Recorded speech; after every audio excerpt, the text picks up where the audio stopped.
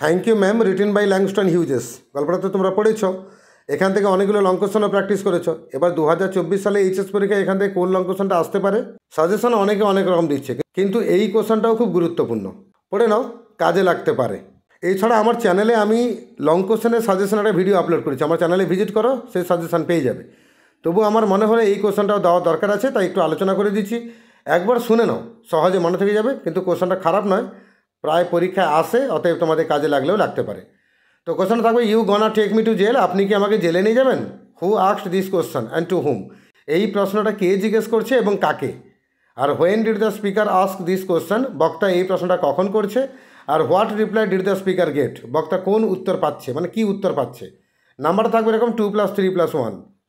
তো খুবই scoring question, এখানে 6-এর মধ্যে 6 স্কোর করা যাবে। আমরা সহজে একটু উত্তরটা আলোচনা করে নিচ্ছি। প্রথম কোশ্চেন ছিল কে জিজ্ঞেস করছে এবং কাকে জিজ্ঞেস করছে। আমরা উত্তর লিখব, Roger asked this question to Mrs Jones, Roger এই প্রশ্ন জিজ্ঞেস করছে Mrs জোনসকে।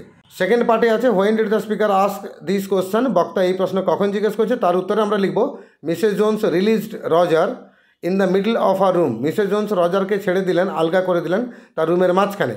C told him to wash his face, তিনি রজারকে বললেন তার মুখটা ধুয়ে নিতে।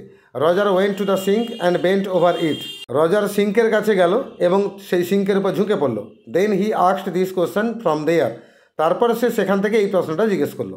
আর লাস্ট পার্ট আছে what reply did the speaker get, বক্তা কী উত্তর পেলেন না, Mrs Jones replied that she would not take Roger anyway with he dirty face, Mrs Jones উত্তরে বললেন যে তিনি রজারকে কোথাও নিয়ে যাবেন না তার এই নোংরা মুখটা নিয়ে।